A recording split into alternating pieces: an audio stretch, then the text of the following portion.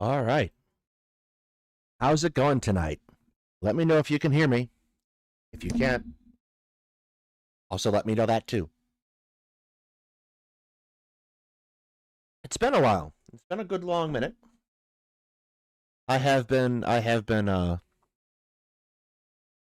I've been taking some me time. It's been a rough month kind of looking at how people have been interacting with the world and how they have been addressing things and I've been taking some me time because I find people frustrating from time to time, right? Everyone does. It's a reality of the situation. I can't fix my voice. Uh, Sorry. So I've sort of been sitting and waiting and seeing, right? Which I feel like a lot of us have been doing in the wake of Trump getting elected. Uh, and tonight that didn't pay off. You might have noticed that Elon Musk is in a full court press right now to intimidate Congress into not passing a budget, or more accurately, a continuing resolution to fund the government. If this doesn't get passed, the government shuts down. So we are edging our way towards a constitutional crisis tonight caused by. Oh, thank you. My speaking voice is fine. Thank you. We are edging our way towards a constitutional crisis caused by Elon Musk, an unelected billionaire trying to threaten the government into not passing legislation he doesn't want.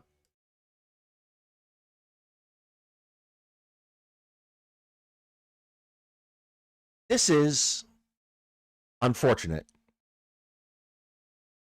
It's kind of how democracy dies, really, when you get down to it. Um, and the way he does this is really unique. So he goes up and he says, "Oh, this continuing resolution has all these terrible things in it. It's a law. It's putting spending increases, which makes it not a continuing resolution." And of course, if you are familiar with how the United States government works, you'll find that continuing resolutions are laws which can change terms and can put in spending increases or decreases. They are continuing resolutions are nothing more than a short-term budget passed because a larger budget cannot be agreed upon by Congress. And this is how the government has been funded for quite some time. It is a perfectly perfunctory, normal thing. But what Elon Musk has done is he's stirred up a hornet's nest of people who are too stupid to know that this is a perfectly normal, perfunctory thing. And he's having them attack Congress people online so that they don't pass a bill. This is, I will stress, toxic for good governance, because let's assume that Elon Musk is successful and the government shuts down right in front of Christmas, by the way, which will be great for all those federal employees who are expecting a paycheck next week.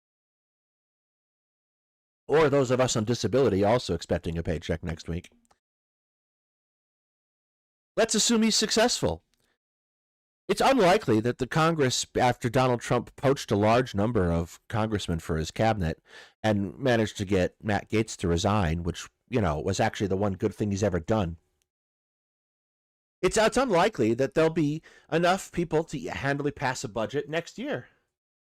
It's unlikely that it'll continue, that won't have another continuing resolution. And of course, this being required to make Trump's dreams come true will pass quietly without remark from Elon Musk. The problem the problem that we have had in this country for a long time is not that people disagree on what to do and how to fix our problems. The problem is that there is a large, loud, and dangerous faction in our country that very much wishes to tell you that the things that are perfectly normal are dangerous and that the things that are not dangerous are fine. You have RFK wanting to make unpasteurized milk a thing. Why? Not for any real reason, just because it spreads fear and chaos and disillusionment. And these are difficult things to handle on a daily basis because it's depressing. Because and I know, because we go buy milk every week, that milk is safe once pasteurized, or at least relatively safe, that it's done to prevent a sickness. We know because we are involved and look at government that continuing resolutions are perfectly normal things to do. Maybe not well functioning things, but normal things. And this is the age of the taking advantage of the people who don't know these things. And there's always been a comfort in my mind. I am not an expert in many things. I know what I know, and that's that. But I always have taken a comfort that people are experts in things, and they do what's best. And we have tried to erode that in a very real way. And I'll admit there are times when this has been eroded that has been warranted, but not all the time. I'm reminded every time I talk with government workers and bureaucrats and military officers that there are a great many people just trying to do their jobs and do them well, and trying to serve their country and their public. And days like this are unfair to them. We are so much better, so much more effective when we work as a country, as a team. Um, and this isn't it.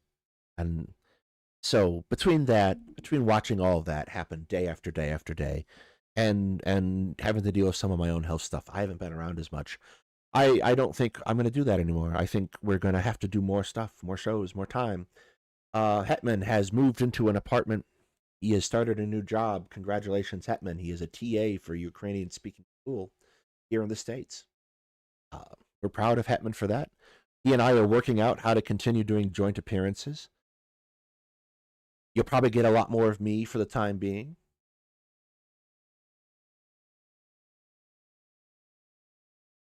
But those things are proceeding all the pace. It's it's hard, but I realize it's also a bad time to be silent. And in that vein, I want to talk about a couple things tonight, and the title kind of speaks out about a lot of it. And these are two things that, well, three things that speak to me in a very sincere way. I, as most of our viewers are aware, am a patient of chronic kidney disease. This is a, a condition, well, which is dangerous but manageable. It has a massive impact on your life. And I feel acutely many of these impacts. I see them in other people in the dialysis clinic. I see them in myself. I feel tired. I feel weak from time to time. I have a hard time dealing with it. Chronic illness has been a real thing for me since I was 18. I'm now 36. It's been a long time. It's defined my adulthood in a very profound way. It's affected how I want and what I want to do in life. It is taken opportunities from me, and it's opened up perspectives, to be fair, too. So we talked about Jake Doolittle a little bit. I think about a year ago. Someone have to check. It's when he did his thing where he got up and accused Ethan Klein of H3H3 of faking Tourette's for clout. Or maybe not Tourette's, lupus or some other syndrome. And it was all clear bull. And I talked about it at the time because this is a thing that's near and dear to me. Because having a chronic illness oftentimes is like walking around with an invisible weight. No one sees you carrying it, but you are. And it's difficult enough to do this without someone telling you that you don't have a problem. And this is a pretty common thing that people with chronic illness will talk about because it is a way in which we are separate from the world already that is compounded by the world's lack of understanding. And this is a thing that everyone, I feel like, who has a particular condition that makes them non-normative feels. People with things like autism and have the same similar conversations. So I feel like there's a need for good advocacy for people with chronic conditions because it's rough. I'm gonna be the first one to tell you before we get into this. It's rough out there. Uh, Disability in the United States comes in two forms. The first is a Social Security payout that you earn through your own work and your withheld Social Security taxes. This is a threshold amount. You have to have contributed enough to the system to qualify for this. Many people don't qualify. they qualify for a type of social safety net disability payout. It's very limiting in what they can do, what they can get. You are put in a position of precariousness in almost any case, even if the Social Security payout, it's prorated based on your salary. I am fairly lucky in a certain sense. I'm fairly lucky in a certain sense because I had a very good paying job before I fell sick again. A union job making around $80,000, $90,000 a year when overtime was put into effect, or put into the calculation. So my disability payment is actually fairly large. When I was working for the electric company, I would routinely speak to customers who got disability or Social Security payouts that were maybe $800, $900 a month. Not enough to live on. There's a limit that you can get with the disability payouts that are not Social Security payout based. I think it's $2,000, and you have to be incredibly careful to not have an income or savings, to not get married, to not do a lot of these life things. You are excluded in order to be able to survive on a meager pittance. Disability, chronic illness is difficult. A lot of people try to work. A lot of people fail at work. A lot of people fail to get accommodations to the Americans with Disability Act. They try, they fail. Companies have a multitude of ways to fire you without getting dinged for it. It's a difficult thing. Even getting your disability that you paid into can be incredibly difficult. I say I'm lucky because people with chronic kidney disease actually automatically qualify for Medicare in order to pay for dialysis, because it was a death sentence before, because dialysis was expensive and only if you could afford it could you get it. They also made an automatic grant of your disability payouts at that point as well too. That doesn't happen for most people. Most people are required to go through a lengthy process, prove their illness beyond a reasonable doubt, and then are denied and forced to go to court, where they already can't afford a lawyer, but they need one because the judge isn't going to give up that money easily. It's a difficult system. So on the surface, what Jake Doolittle does should be helpful. Jake Doolittle is a YouTuber. He does commentary, most of it crap, to be perfectly fair. And he has a charity that's supposed to help people with chronic illnesses pay medical bills. Unfortunately, Jake Doolittle doesn't understand charity in the context of the United States. And he seems entitled to your money. So let's get into this, shall we? Because this is a joy and a half, and we're going to put it on 1.5 because people are funnier when they're faster. Hello, everyone. My last video sucked, and the following live stream of me in the hospital trying to see what my audience thought of the video and if everybody hated me was also a really stupid fucking decision. I want it to be known that that live stream was not a response to the videos made. At the time, there was one video made about me, and I went live against my fiance's wishes. She was texting me the entire time telling me to get off live, but I thought that I could explain. Behind every mediocre man, there's a woman with a good idea. What was going on while in the ER, in a lot of pain, and dealing with insurance shit. I was literally like, I'll go live, I'll see what the audience thinks, and then hopefully this will all be over. I can explain everything. But first of all, going live and trying to talk about that kind of stuff was really dumb. Also, being in pain, not in a good mental state, and in the middle of talking to nurses, also very dumb. Not only did I go live thinking that I could clear everything up in the span of 20 minutes while waiting for results from knee scans, I also just dug myself a deeper hole. There's a lot to address, and thinking that I could clear things up while on a vertical live stream, holding the phone below my chin is clown behavior. I was genuinely trying to compartmentalize everything that was going on, and there was one video that was made and H3 was going live, and I was like, okay, so if I address this, then there's nothing to talk about, everything's all good, and then I can focus on my health. And in reality, while in the hospital live streaming and getting results like that, it only made things worse. So this, I guess, is my response to everything that's been said. I want to start out by saying the video that I posted. As someone who deals with medical issues, you will never see a hospital live stream from me. That poll is a joke. Anyone who answers yes is wrong. You don't have the luxury, first of all, of being able to be effective as a commentator while you're sitting there in pain. You don't have the luxury while you're sitting there worried in an ER. You know what I do in the ER? I sleep if I can. If I can't, I sit there and twiddle my thumbs and watch TV on my iPad. You know why? Because anything else is counterproductive. This is an act of ego. You have to be able to set this aside or you shouldn't do YouTube. I was very upset recording that. The attitude and the tone, everything was bad. I came across as annoying and entitled. And prior to recording that day, I had been dealing with one of the first like big major health scares that I've had in the last 3 to 4 years. Annoying and entitled is going to be a theme tonight.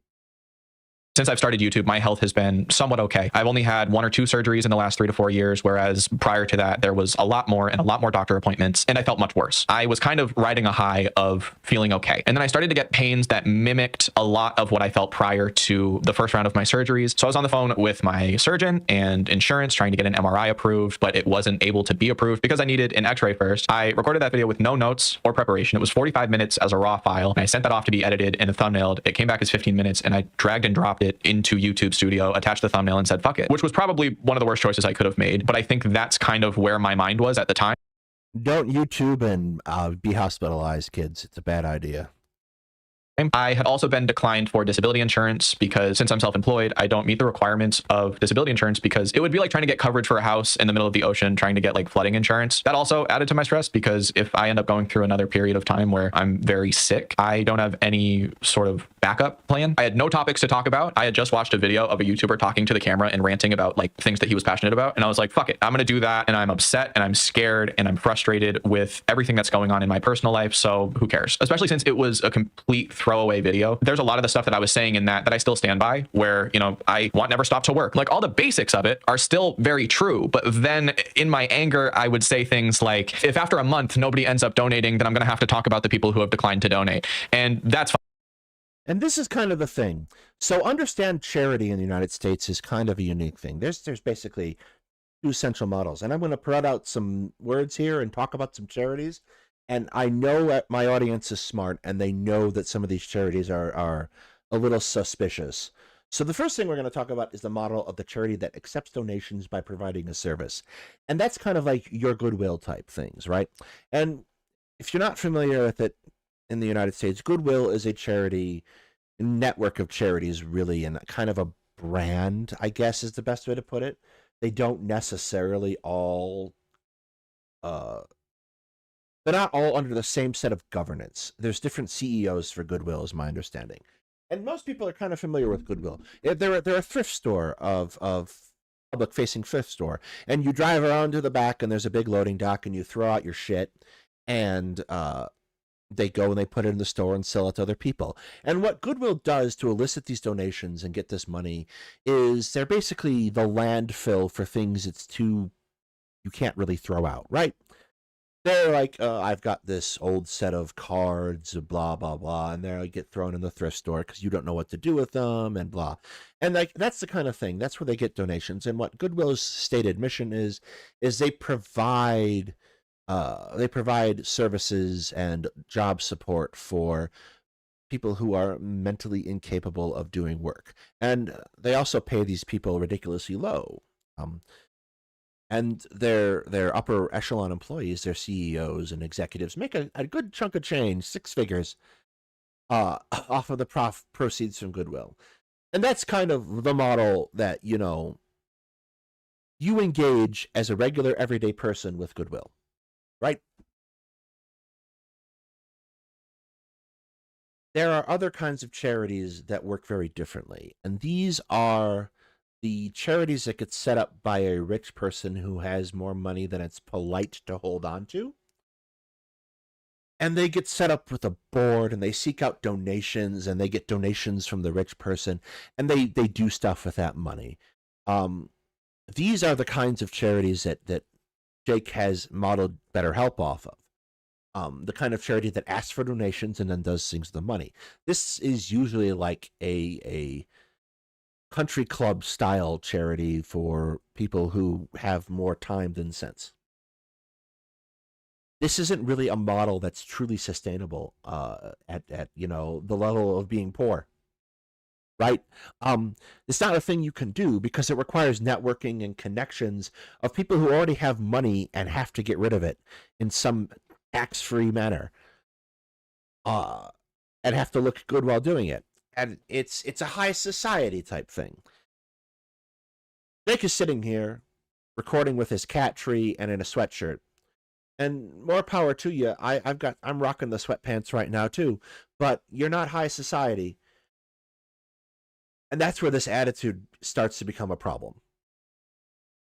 Fucking stupid. That was me trying to be like, this is how hard I'm trying to make things work. And in reality, it came across as, you know, I have a bunch of rich people who I know. Why don't they give my charity money? I haven't been happy with the way that we haven't been able to up the amount of money given over time. And we are only getting more and more applicants, and we don't have the finances to give out more money to more people. Also, because... And this is where you kind of admit that you are stuck.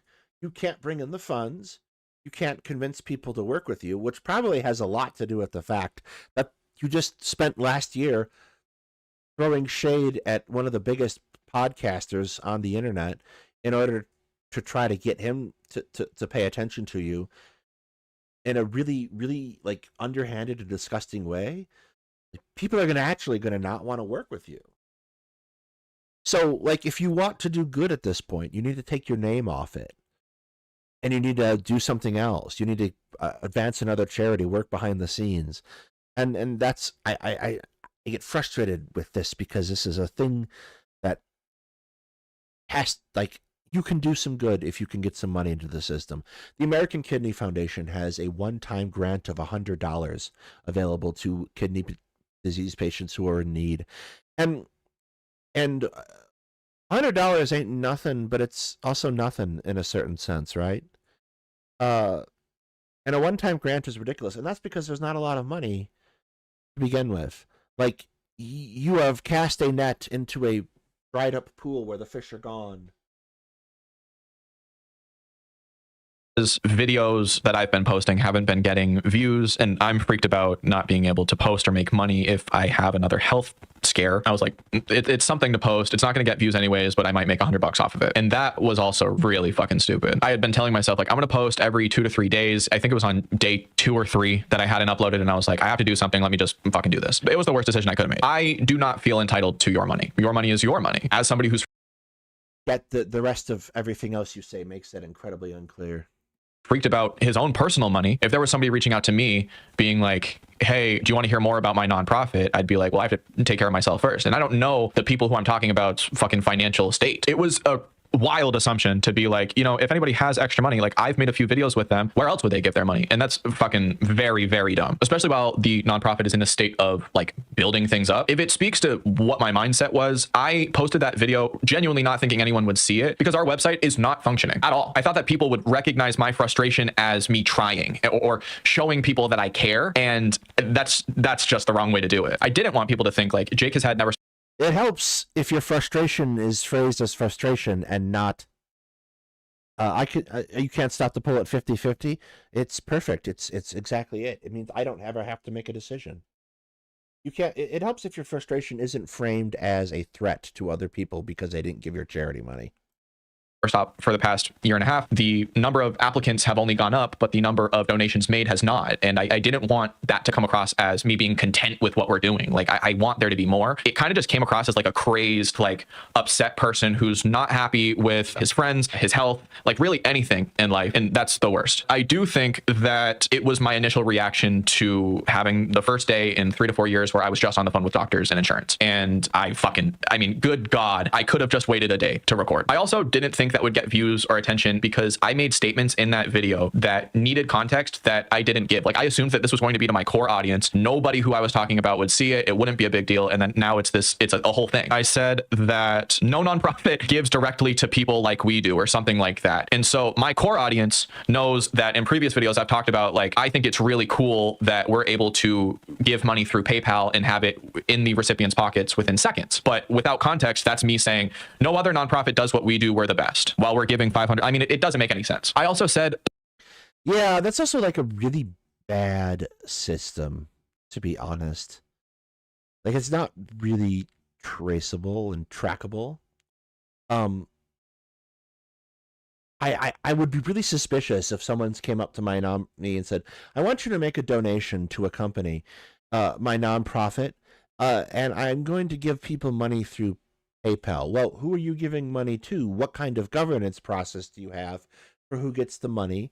All those things, and why aren't you doing this through a bank transfer rather than PayPal? Because PayPal is great for certain things, sending money through families, etc., between family members. It's not really the cornerstone upon which you should rest a business, and anyone who does miniature buying between buy and sell groups knows this. Something like no other YouTuber is posting as much as I am or something. First of all, that's just completely false. And with context, I was trying to be like, all of my mutuals who I've been friends with for a while, I mean, they upload, like, basically they upload once a month. And I'm working so hard. But like, in reality, these people are putting a bunch of effort into their content and I'm not. That's why I can push it out like that. Yeah, but even eBay. Okay, even eBay. I sell things in eBay all the time. But even in eBay, what happens is I get paid, and however that person pays, I get it sent to my bank account.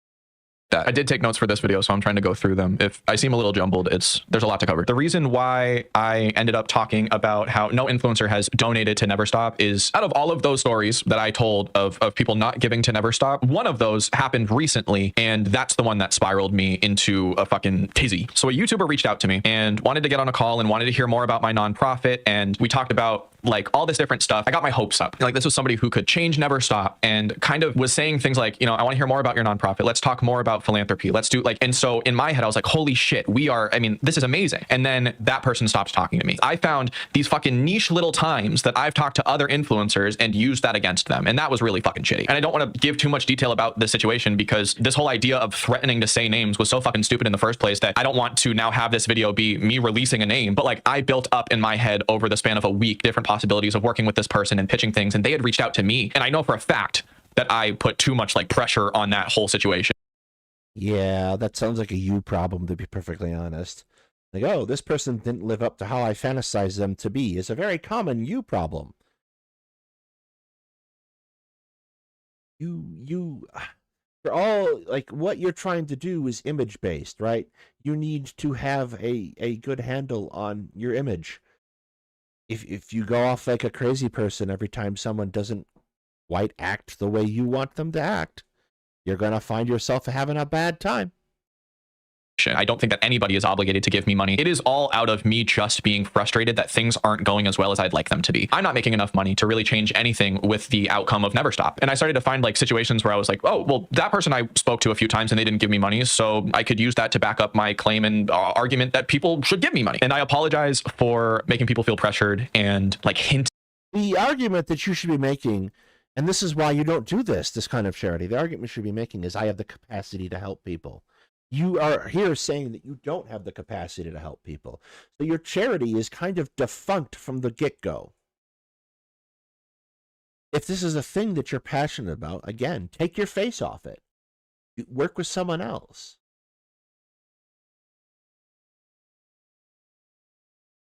At outing people who didn't fucking donate. Again, I've been taking notes for like 2 days trying to get everything in order, but now that I'm reading this back, everything's not in order. So I made 3 copyright strikes after that video. The only videos that I copyright striked were pure re-uploads to YouTube with no commentary over it. There's a lot of people who think that I have been copyright striking critical videos of me. I am completely okay with critical videos. I watch a lot of them and they hurt my feelings, but like, a lot of it's valid criticism. I will talk about the criticism that I think is completely unjust in a little bit, but when it comes to the copyright claims themselves, they were straight re-uploads of the live stream and my original video that I took down at like 11,000 views. I retracted one of the strikes on the re-uploads because the person emailed me and asked me to retract it. I also felt bad because this person created a new YouTube account to try to re-upload archives, and they had already gotten like over 2,000 subs off of an archive channel. My goal was not to ruin this person's channel, so I took back one of the strikes, and then I think they only have one standing for the next 90 days. And even if I am not mentally prepared to deal with commentary videos about me, I'm not going to take any action against that because I make commentary videos. I understand that that sucks. Now, I guess we'll talk about Never Stop's sort of behind the scenes funding and stuff. The way that Never Stop is structured, it is a 501c3 nonprofit organization out of the state of Maine. Here are some of the payments that we've sent out this year. Starting in October, here's 500 we did via PayPal. Debit, credit. You're taking in some money, just not significant amounts. Yeah. 129, that was for promotional materials for an event that we did. This was a Walmart grant right here. These are just various payouts from Stripe and PayPal. Another sticker mule purchase. Staples was postcards and like pamphlets that we handed out during this event. The only withdrawals are business expenses and the $500 a month. If there's any confusion with Never Stop Clothing and the Never Stop Fund, the way that I was told that we should structure everything is we take the Never Stop Clothing and the Never Stop Fund and separate them, because Never Stop Clothing, Jake Doolittle, my company, would take 10% of the profits and donate that to the Never Stop Fund. Two completely separate entities. Probably stupid as shit that they were the same names, but I had... Yeah, don't name them the same thing. And that's not a horrible plan on the top of it. Like, you take a company and you pay out to yourself and then puts things in that. But by the same token, how much money are you making from your merch? And naming them the same thing kind of looks like the one is designed to burnish the image of the merch store instead of be a genuine charity. Started Never Stop Clothing when I was 16 years old on Facebook, selling to my mom's friends just for proof. Look at this. Never Stop. Isn't that nice design? Jesus Christ. Liked by my fiance in 2018. Prior to YouTube, prior to everything, that was one of our later releases. There were other ones that I can't find. The Never Stop Fund was started because I had made the Never Stop Clothing brand and I wanted to give back to people who are going through the same thing that I once was. Never Stop Clothing was first. And then I liked the name Never Stop and started Never Stop Fund. I didn't want to get rid of Never Stop Clothing, so I made them two separate entities. And in retrospect, that's confusing as shit. And if I could do it over again, I would just have personal merchandise and the Never Stop Fund with maybe not the same name. But I thought since there were two different URLs, it would be better. I don't know. And I apologize for the confusion. On the upside though, since there's been so much confusion and so many questions, 100% of all of the profits from the Never Stop Clothing brand now go into the fund. And the reason why the websites are so fucky is because I am trying to merge two websites into one and still have the clothing brand, but also have the old website redirect to the new one. This is the Never Stop Fund application form. People were wondering about the security of this. This is an incredibly dangerous thing, to be perfectly frank. All the profits from the thing go into the charity. Okay. That doesn't tell you much because profit is off the top extra after you've paid all your expenses. You are saying that you're having a hard time paying the expenses for the fund. This is an incredibly dangerous position to put yourself in on a PR level.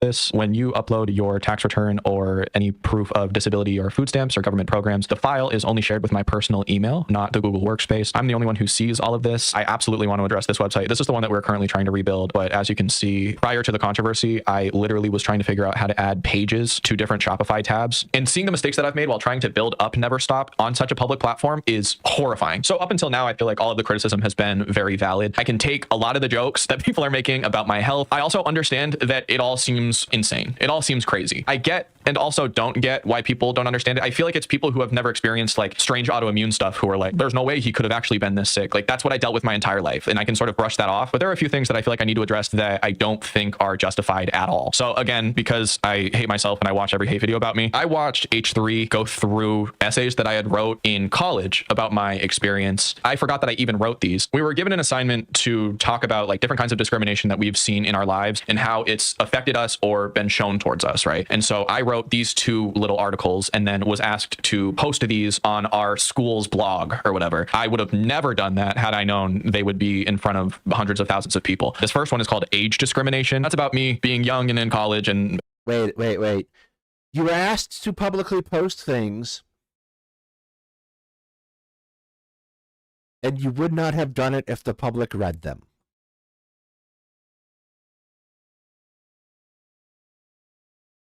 This is not a good start, son.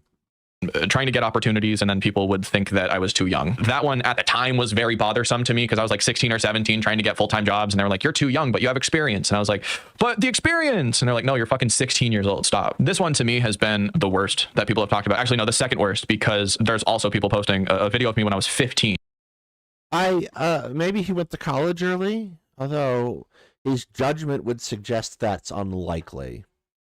talking about how I'm sick, or 16 or something. That's insane to me. This one's called Disability Discrimination. It was made in 2020. I think it was what, 18, 19. And I talk about how I've been sick for the last 15 years. There's been a good amount of people who have been reading this and they're like, I don't fucking believe it. I think it's stupid as shit. I don't think this even happened to you. And luckily enough for you, because you have made it so that I have to do this, I will show you all of the medical records that I have on hand and also scans of the inside of my knee proving to you that this has all actually happened. That's actually insane that I've gotten so many comments and so many people have been saying that I've been faking everything, that I need to do this. I couldn't read, comprehend, or genuinely think because the pain was so bad. That is true. The diagnoses that I have affected me neurologically to a point where on bad days, I was just sort of sitting in my bed with an eye mask and ice packs on my forehead and headphones because I couldn't fucking function. I went to like a brain retraining program for people who have had strokes because my eyes weren't tracking, like I couldn't read or track across like a page without getting migraines or write or really genuinely use my fucking brain. In the end, they attribute everything.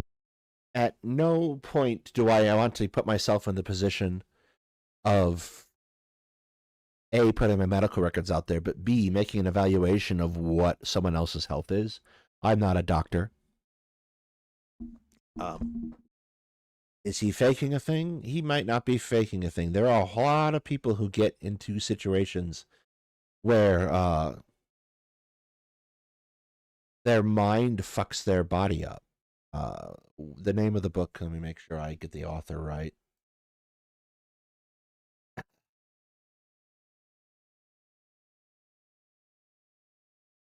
Oh, I'm not going to get the author right.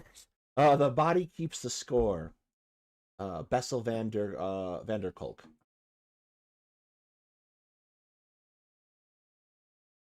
And it talks about how things that happen to you can affect your thinking, can affect your body. If he puts his medical records up, we're going to skip past that. And like, it's not out of the realm of possibility that a pain that you have that's undiagnosed or that doctors can't adequately diagnose can affect you. I don't know what the situation is, but I don't want to dismiss it out of hand because I've seen some shit. To like that tick bite, but I mean, who knows? In middle school, I started to fully understand what discrimination is. One day I showed up to school in a wheelchair because I woke up and I couldn't walk. So I'll give you details on that. I woke up and I couldn't walk. I couldn't do crutches because it was affecting both of my legs. I rolled up to the front door and the nurse greeted me by rolling her eyes. She pulled my mom aside and told her that my wheelchair was too much of a hassle and a distraction. The entire school, I thought I was faking my pain for attention. We actually spoke with lawyers regarding that, and unfortunately we didn't have a case because I did not kill myself due to the treatment that I received from Mahoney Middle School in South Portland, Maine. The middle school I went to was a very old building and they didn't have elevators. They only had I don't think that's quite accurate. The school would have to make an accommodation for the student if it's a public school. The problem is that ADA accommodations are an unfunded mandate. So you're required to comply with those things, but you're given money to do so. So very often businesses and services don't. They can be compelled to do that, though, by a court order. So that seems unlikely to me. stairs, but on the stairs, to be ADA compliant, they had these little things that you could roll a wheelchair up on, and it would take like 5 minutes for this thing to go down the stairs. I was like, hey, can I leave class like 5 minutes early? A janitor or somebody can help me navigate this. I was the only person who needed to use it. The nurse was saying how much of a problem that was because there needed to be someone to man the chairlift. And so what they ended up doing was just putting me in the like teacher's meeting room and bring me meals. And so I would be there for like 6 hours. Also, I want to clarify, I said I couldn't read, comprehend, or genuinely think because the pain was so bad. So like whenever I used my brain or read or tried to do homework, me saying I couldn't do this means that it would cause migraines and headaches, and I would feel nauseous, and I would sometimes vomit. Not that I didn't know how to read, but that when I did these things, it would cause me so much pain that I would say I couldn't do this. I did have 100 doctor appointments in 1 year. That is true. I was diagnosed with Lyme disease. Okay, let's chat. A lot of people are saying that Lyme disease is fake. Chronic Lyme disease is fake. And like these are channels with like 3 million subs who are saying that chronic Lyme disease is fake, which is really insane. When I was diagnosed with chronic Lyme disease, that was not a controversial thing. Here's the thing that disappoints me the most. It's all based on terminology. Basically, I was bit by a tick when I was 3. I didn't start treatment for like a decade after. And so they weren't able to catch it and treat me like they would with somebody who got Lyme disease and they caught it early. Because it was in my system for so long, I was on antibiotics for a majority of my life, which is really, really bad for you. People literally just read headlines, and it really frustrates me because people who have Lyme disease that isn't treated by the first 30 days of antibiotics, according to some of these big channels, are completely fucking false. But the report that they're quoting from the CDC. This is the exact same thing that they're reading. They do not read the entire thing that says the conditions where patients experience prolonged symptoms due to Lyme disease is called post-treatment Lyme disease syndrome, and its cause is currently unknown. The Centers for Disease Control encourages using this terminology when communicating about prolonged symptoms due to Lyme disease. They discourage the term of chronic Lyme disease because it implies that prolonged symptoms are caused by an ongoing bacterial infection when in fact the cause is not currently known. So I use Lyme disease as a blanket. We're just at one constitutional crisis for the moment. Term for the co-infections that I got from the initial bite. I have a diagnosis of Bartonella, which is a parasite that's in your blood that I got from the initial tick bite of Lyme disease. We would assume, this is all guesstimating, the only thing that I can tell you is what shows up in blood results and what my diagnoses are. They don't know what really caused all of these things. I have these marks specifically under my armpits and on my legs. That is called Bartonella rash. I understand why people would be confused, but then to say that I've been faking it because I used the wrong terminology because it was not told to me when I was 13 years old and diagnosed is absolutely insane. I also saw that H3 said that there was no way that I could be 23 with 9 knee surgeries. Here are photos from every single surgery that I had. This goes back to 2016, 2017. I'm sorry that I'm cropping. August is 20 portal diagnoses. I mean, chronic pain, who cares? Muscle waste. Also, I say chronic Lyme disease because if I'm testing positive for it. Yeah, I'm not putting someone's medical records up on screen. I will take your word for it that medical records exist. In blood and it's not going away after 30 days like everybody says it will. I believe that that's chronic. I understand that the term post-treatment Lyme syndrome is correct, but it is a chronic condition. Psoriatic spondylitis, I thought I had ankylosing spondylitis. Are you incorrect? Chronic fatigue syndrome. I mean, just a lot of random shit, and that's not even including all the stuff that I got when I was at Boston Children's and in Connecticut and doing all that. That's literally within the last 4 years. I also just want to respond to a few of the things that are online. This guy, Nicholas Diorio, I don't know who he is. He has been posting this horrendous fucking photo. I wish that I could show you the original photos that I took, but that's after the brand said you have to look a little bit more enthusiastic, and so I did that as a silly joke. I mean, he has been constantly tweeting about me. I attempted to do a bunch of AMAs talking about like never stopping stuff on Reddit. They all got taken down because I'm stupid and I didn't have enough karma to post, and all the mods ended up like auto taking these things down, obviously because it was against their terms of service or whatever. And the only one that stayed up was a Lyme disease subreddit I had posted on, and I did that because I was going through these subreddits, and the main problem is nobody has money, and a lot of the treatments you have to pay out of pocket. I did that to be like, hey, this is where you can apply. That was taken as me failing at everything. He only ended up tweeting this video here. That was a news story done when I was, Jesus Christ, like 15 or 16 years old. What the fuck? This is the shit that really, really bothers me. Honestly, when people go like, he's ugly, he's fat, he's stupid, that's fine. But when you start digging up like shit that I've done in the past to try to like talk about what I've been going through, that's insane. Oh, I also needed to show. Okay, but your past is relevant to what you've been going through. Oh, my knee scans. Fuck. All right, so here are my knee scans. Broken apart. Screws in, right knee screws out, left knee cleaning and repairing cartilage, right knee cleaning and repairing cartilage, left knee cadaver cartilage, cadaver bone, plate screws, the other knee the exact same thing, and then number 9 was taking all of the hardware out when. Well, when you get the 10th surgery, I think is free because your punch card's almost filled. Don't worry, I've got the same problem.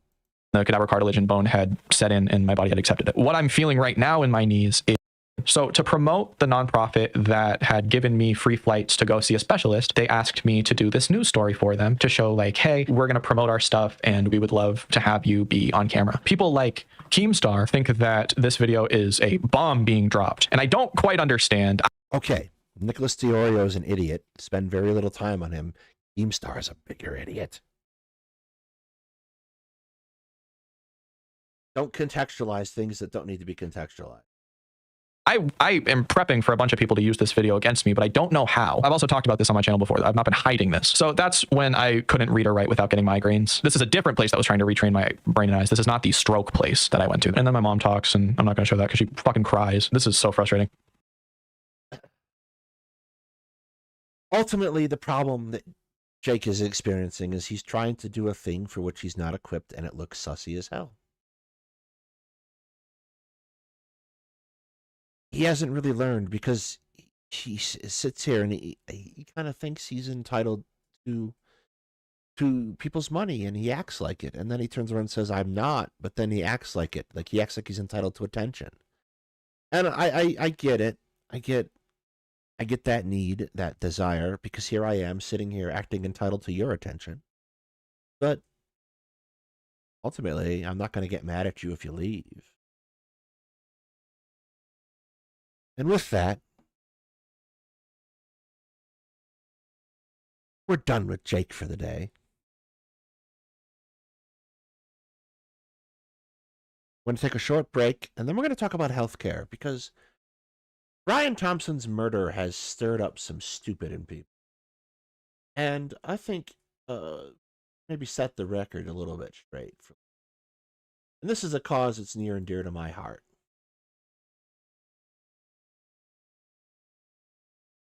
Let's take a 5, come back, and have a talk.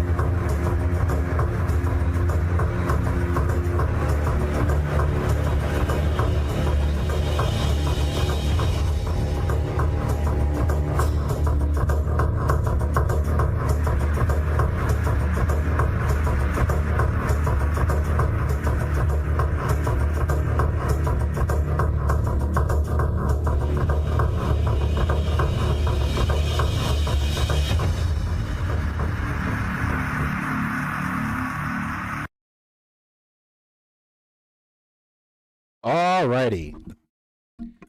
Back. Everybody took their meds. Get a stretch. Do all the things you need to do.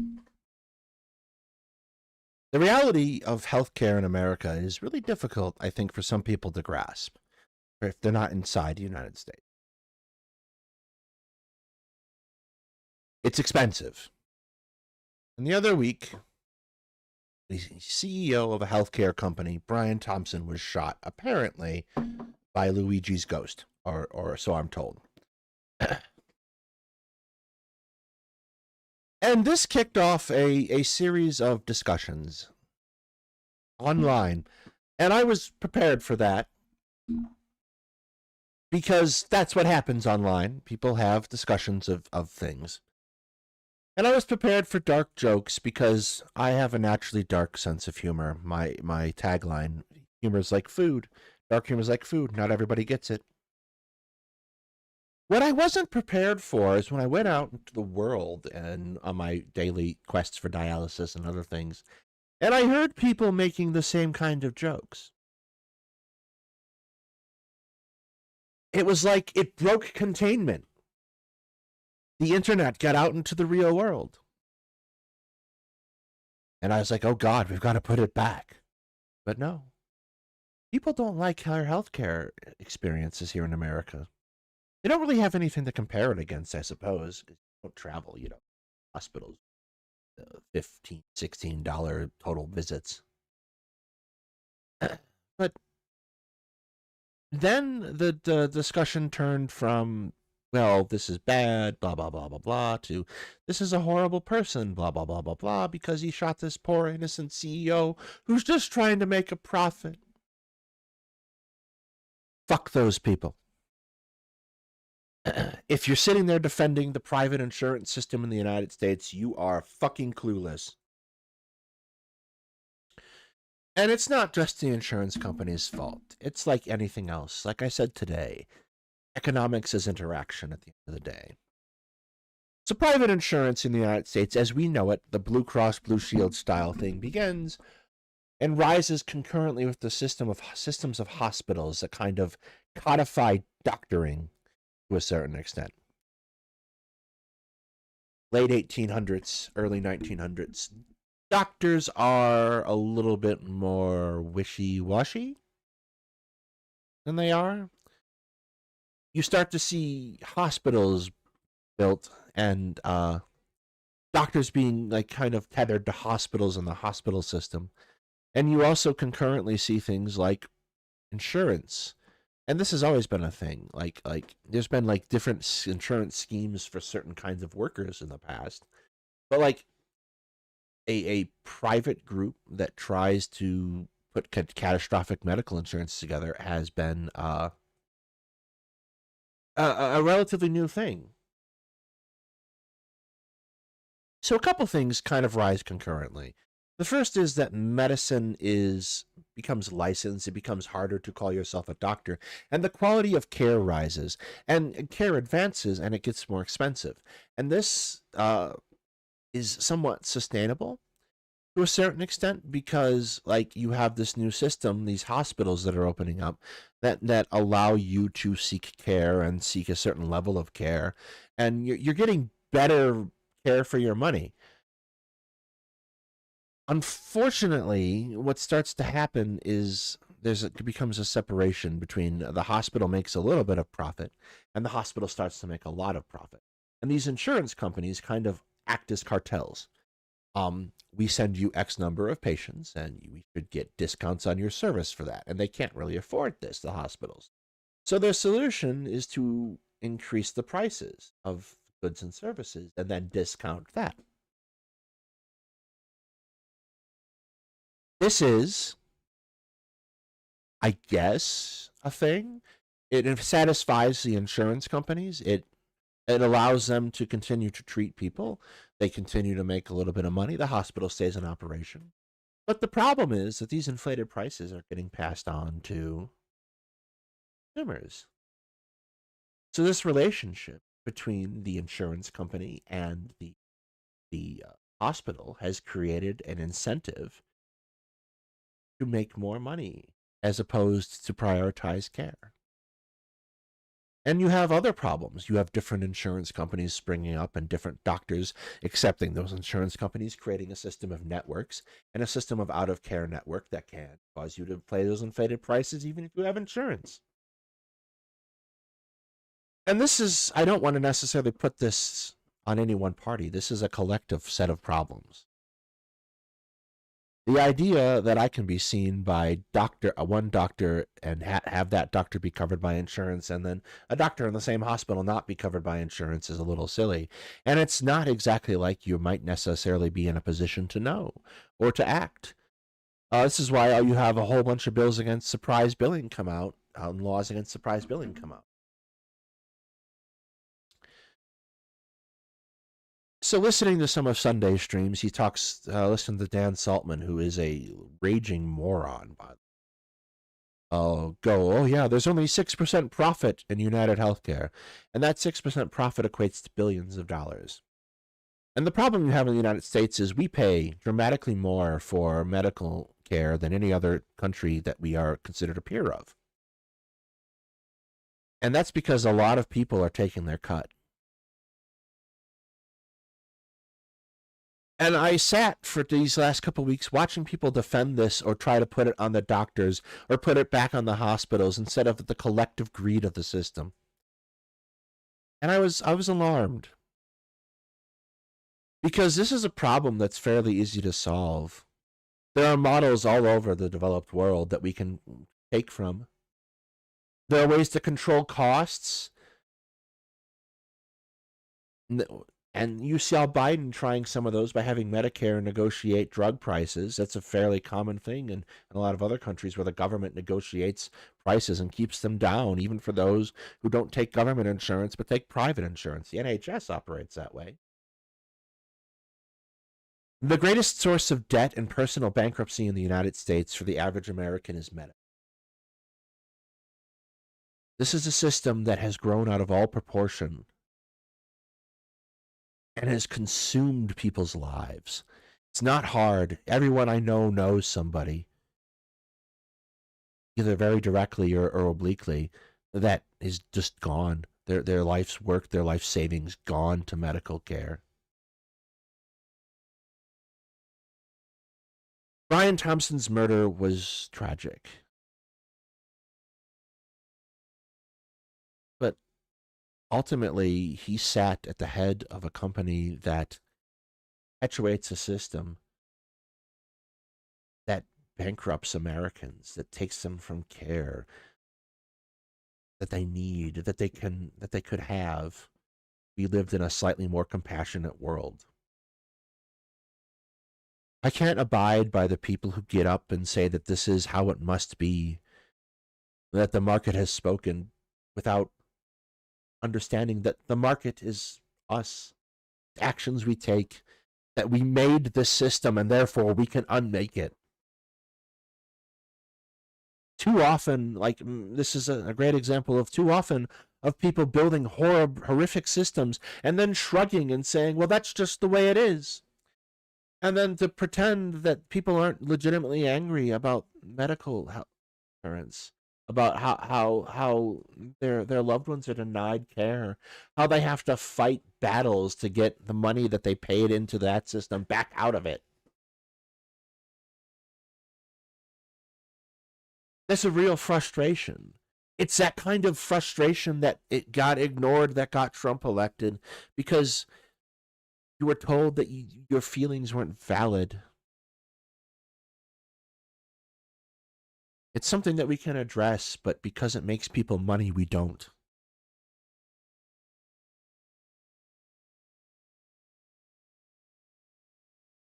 Brian Thompson was murdered. It's unfortunate. It's sad. I feel for his family.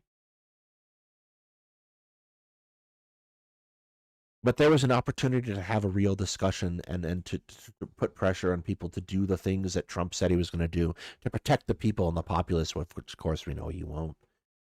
And it was thrown away over a titty fight about whether or not Brian Thompson is a bad boy.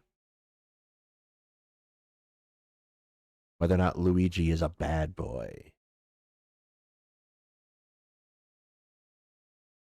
Congratulations, you got screwed again when you weren't looking.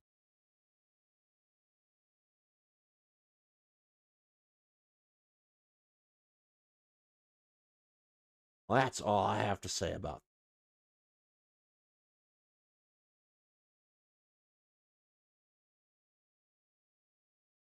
I woke up this. Let's get the next thing ready to roll, shall we? So you may or may not be familiar with Ryan Macbeth.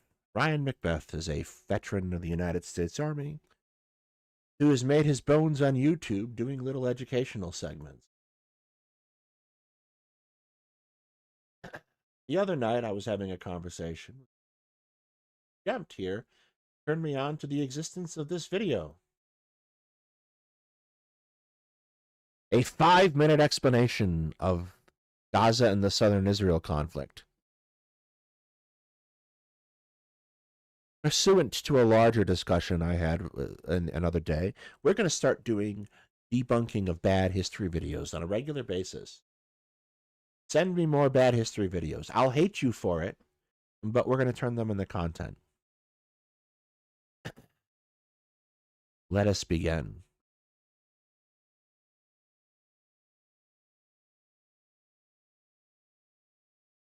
I woke up this morning to a war going on in Gaza and southern Israel, and I want to give this conflict background before I head into work. This is, by the way, filmed on October 7th, the day of the Hamas attack on Israel. We've talked about how awful that was on this channel. There's 2 whole ass streams on it where we talk extensively about what happened that day based on the United Nations report.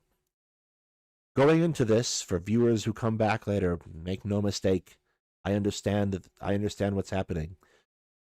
But this is a historical summary. It is not something that you can rush, and it requires context. Spartanburg, South Carolina right now on a consulting job, but I have a few minutes before I have to be on site, and keep in mind that all I have is a laptop right now, and a lot of my tools and my large monitors aren't with me.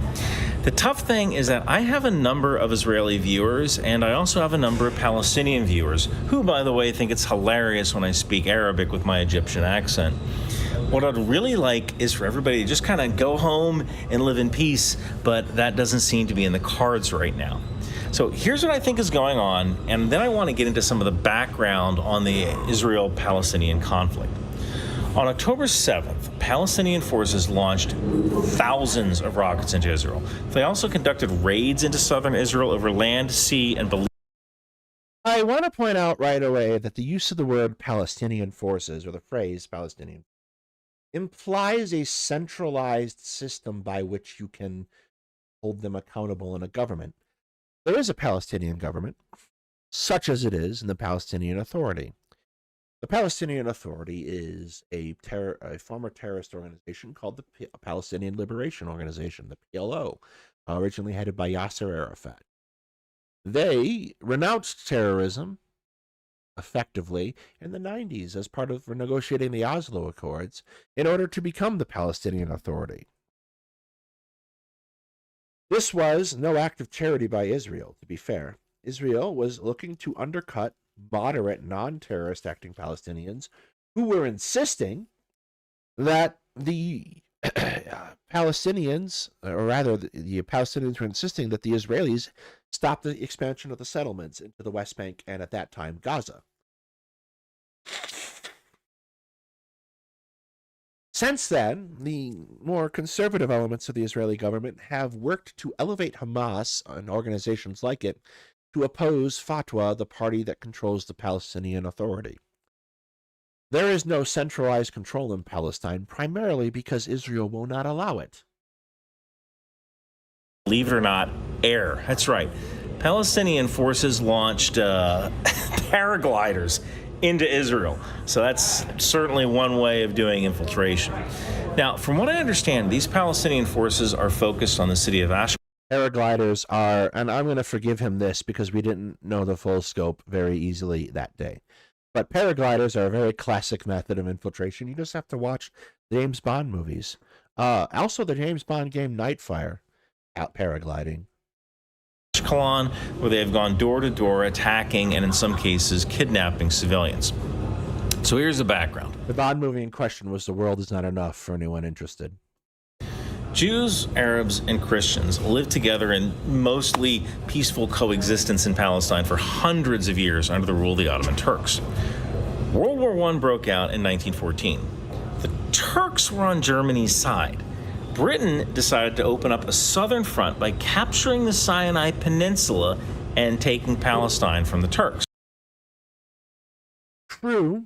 This is T.E. Lawrence, or Lawrence of Arabia's great story. However, they also tried... No one expected Turkey to enter the war, or rather the Ottoman Empire to enter the war.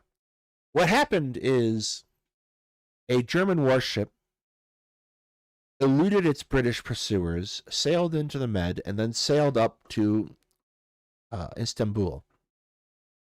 The Germans, hoping to get away from the British and not get sunk, then gifted the warship to the Ottomans in exchange for the Ottomans entering the war on their side. This is a somewhat strange option because the Ottoman Empire isn't really well situated to assist the Central Powers. They border things like Austria, Hungary. They got involved because they were hoping to pick up land in a dying Europe after the war was over. The United Kingdom was hoping to do the same thing, and so was France in the territories of the Ottoman Empire. And they decided to leverage this by going into finding local Bedouin and other tribes and trying to get them to rebel against the Janissaries. Now, there is no more dangerous predator in the desert than a Bedouin and his rifle. So Britain recruited Arab leaders to their side to fight against the Turks by promising them Palestine when they won. Britain also recruited several battalions made up of local Jews living in Palestine with the promise that if they helped defeat the Turks, the Jews would get their own homeland. This was very appealing to a Jewish movement called Zionism, which basically advocated for a Jewish homeland. This is a critical part of the history, and we've spent less than a few minutes on it. Zionism is a massive movement that has been percolating in Europe for decades at this point. They have made a number of decisions back and forth about where they want this homeland to occur. But it wasn't simply the offer. This is a political push towards this. In fact, you will find that there are leaders of the Zionist movement who are actively encouraging the creation of these units for this promise at this time. It's a process. This isn't something that they just go park up their head and go, ooh, what a nice opportunity for us. This is an opportunity they are building and designing. Zion, by the way, is the name for a hill in Jerusalem, and sometimes it's used colloquially in the Bible for Jerusalem. So Britain essentially promised the same piece of land to the Arabs and the Jews. And while this may seem crazy in hindsight, it raised the troops that Britain needed to open up a southern front against Turkey. Britain eventually received a mandate from the League of Nations. First of all, we are skipping out that the 1917 that Britain had committed themselves to this course of action on behalf of the Zionist movement through the Balfour Declaration.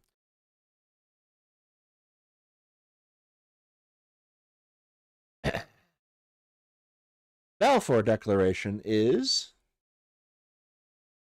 well, it's a document made by Lord Balfour, who was the British Foreign Secretary in 1917, that expressed support for the establishment of Israel. It is, here we go. His Majesty's government view with favor the establishment in Palestine of a national home for the Jewish people, and will use their best endeavors to facilitate the achievement of this object, it being clearly understood that nothing shall be done which may prejudice the civil and religious rights of existing non-Jewish Palestine. Whoopsie! Or the rights and political status enjoyed by Jews in any other country. Palestinians almost immediately noted that they were not named as a group in the Balfour Declaration. They also began a process, and the mandate came afterwards from the League of Nations and isn't really the principal thing that gets talked about. But the mandate came afterwards, and it establishes that the United Kingdom is in control of Palestine as mandatory Palestine for the expressed purpose of setting up this Jewish state. Local Palestinians start to take a gradual exception to this, because they feel like they're being made to be strangers on their own land and they're not being granted the same amounts of self-rule. And they try to negotiate fairly significantly with the British government to try to obtain more rights and representation. And this isn't uncommon for people in occupied territories. And in some cases, like, for example, Egypt, the United Kingdom found it easier to grant these limited self-rule to the people. But anytime they tried to do that in Palestine, you'd have this reciprocal relationship between the Zionists in London telling them no, no, no, after the Zionists in Israel complained about the British government's efforts to appease the Palestinians. Guess how much of this gets mentioned? To administer Palestine. In 1947, the United Nations proposed a partition plan for... None of it. So, the Palestinians make any number of attempts to try to negotiate with the United Kingdom and gain more self-rule. They are rebuffed. They're told they don't have standing. They're told that this isn't their country anymore. They're told all kinds of things. And in the end, the United Kingdom finds it very convenient to send Palestinian leaders abroad to places like the Seychelles or other countries where they cannot agitate with their population. In 1936, there was a limited Palestinian uprising against the British government. In order to contain this uprising, the British government authorizes the creation of armed Zionist paramilitary groups. Groups like Haganah. The uprising is eventually suppressed. On and on the situation goes, where the Zionists seek more rights to more immigration to the Palestinian territory.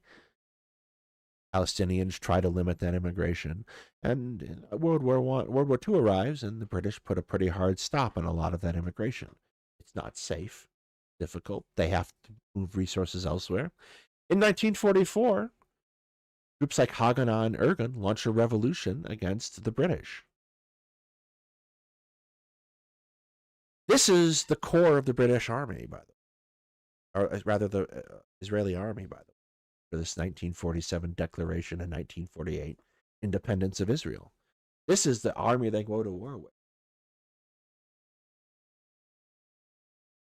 The particular problem is that we're going to present this in a minute as this Zionist army grew up out of the ground. The 1944 situation is a civil war. The 1948-49 war is considered a continuation of that war. For Palestine, which recommended the establishment of separate Jewish and Arab states, with Jerusalem under international administration. There's a second problem here. The Palestinian mandatory Palestine is roughly equally divided, and it's non-contiguously divided between the Palestinians and the burgeoning Israeli state. The problem is that the vast majority of Palestinians are stuck behind now a foreign country for less than 5% of the population Zionist population to grow into. It is a deeply uneven deal.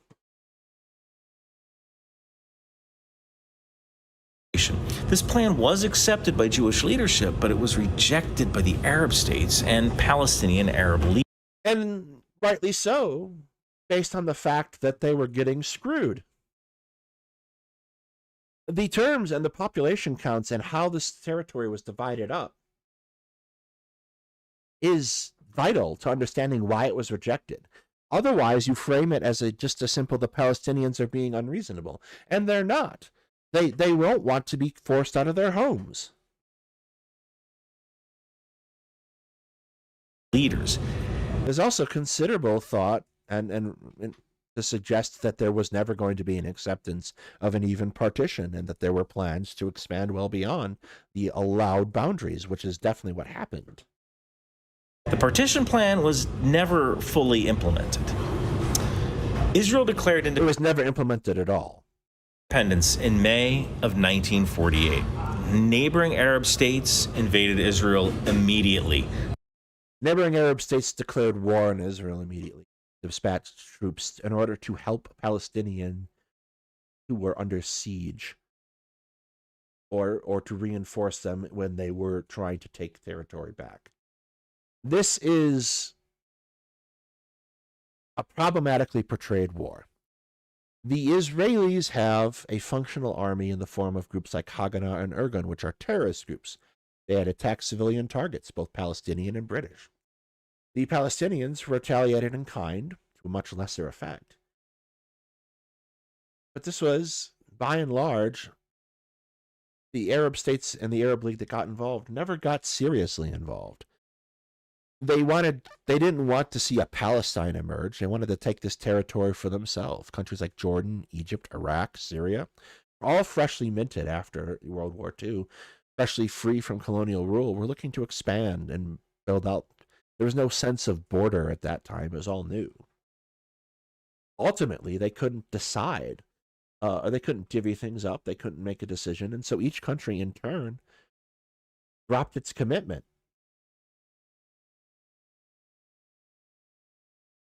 Ultimately, resulting in, like, Egypt, a country of millions of people, only committed 20,000 troops at the height of the war. The Israelis managed to mobilize over 100,000. This war today is presented as a genocidal attempt by the Arab states to kill the Israelis. Nothing could be further from the truth.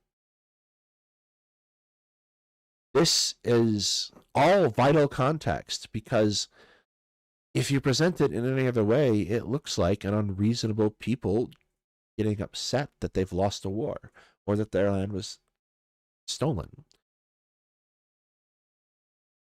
This is bad. This is contextless history. And again, I break out my little chart. The 5 C's are important. Things are complex. They require context. And this isn't being put out in this 5 minutes, and this 5 minutes doesn't adequately illustrate either side of the conflict. Leading to the 1948 Arab-Israeli War. Israel calls it the War of Independence. The Arabs call it a Nakba. No, to be clear, the Arabs don't call the war the Nakba. They call the massive ethnic cleansing that took place after the Nakba. And it's not the Arabs that call it that. Like, Arab is such a useless term. In comparison, the Arab armies treated Jewish people and soldiers well. Mostly, there are some massacres that I've seen reported by many others who have more fairly put together this, but the destruction leveled by the Haganah and Irgun are absolutely insane. They were brutal. The catastrophe. Even though Israel was poorly equipped and trained, they somehow won against 5 nations. And as I pointed out, none of those nations really invested them, so they didn't put their shoulder into it. Also, Israel received a significant amount of help from abroad that put their capabilities on par or ahead of their opponents very quickly. Egypt, Iraq, Syria, Jordan, and Lebanon. Jewish militias then expelled over 700,000 Palestinians from their homes. The state of Israel grew beyond the original borders set by the United Nations. Many Palestinians ended up in a thin strip of land called Gaza, or this landlocked area called the West Bank, or Lebanon. And before you think about how barbaric it was for Israel to eject these people, I want you to look at your neighbor. The only reason that you are alive today is thousands of years ago, someone from your tribe wiped out someone from a competing tribe. You have the luxury of being able to clutch your pearls at Israel's actions because your tribe won. Fuck you, dude. Fuck you. There is okay. Your essential argument is that it's excusable that Israel did this in order because everyone else has done this at some point. First of all, not true. You have no way of knowing that. That's a fucking horrible argument, and I will take you on any day of the week, Macbeth, that you want to try to make that to my face. You little shit stain. Jesus Christ.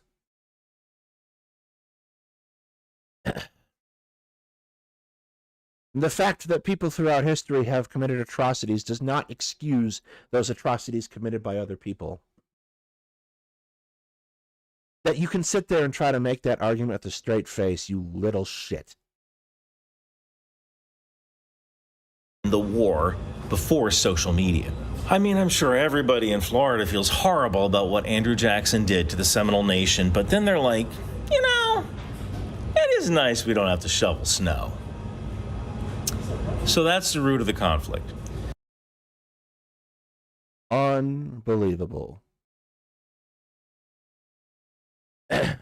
There's no conception at this time of genocide. And more to the point,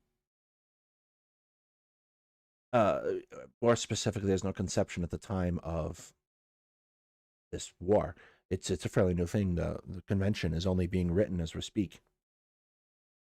The problem that you encounter is that we have acknowledged that the treatment of the Native American tribes was wrong.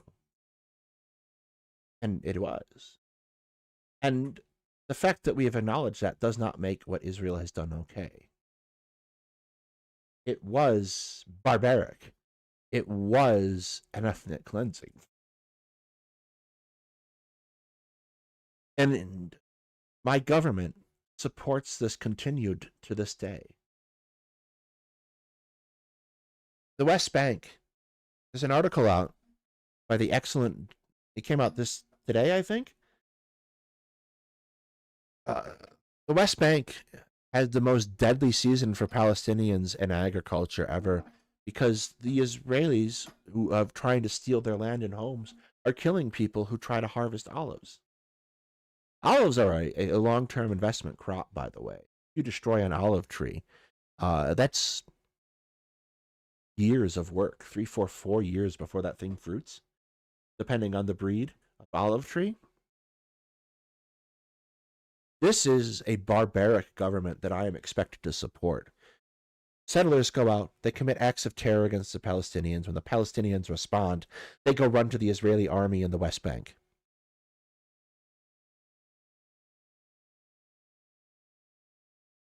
It depends on the breed of olive tree. I'd have to check the specific breed in the West Bank, but it's a long time. Like I know there are older breeds. Like for example, if you listen to the accounts of the Persian invasions of Greece, they will talk about decades of work being undone by the Persians cutting down olive trees.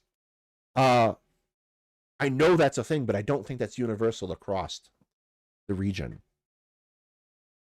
Like, I think they've improved that over time, right?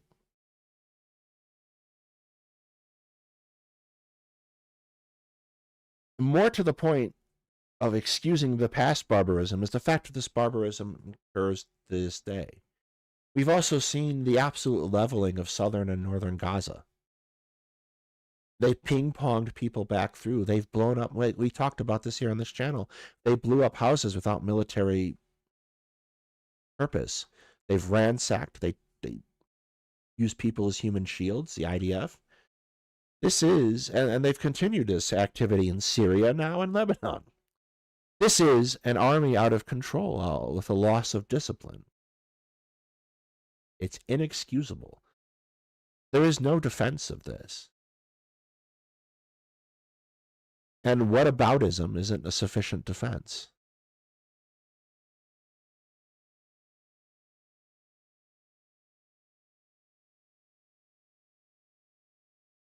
I too want peace for the Palestinians and the Israelis. But I want a just peace.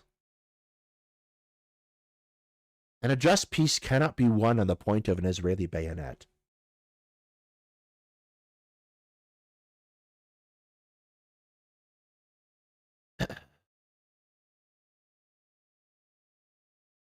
I don't think there needs to be more said. This is offensively bad. The fact that he had the balls to try to say this out loud and hasn't been called on it speaks ill of the creators around him as well, some of whom I rather like.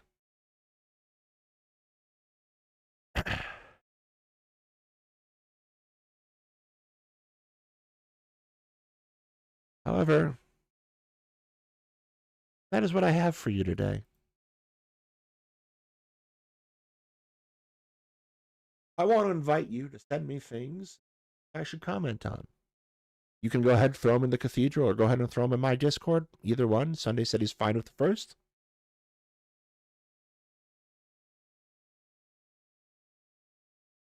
And with that, I want to wish you all a good night. Go take walks, get out the blood clots, and get ready to join me next week as we do some more of this.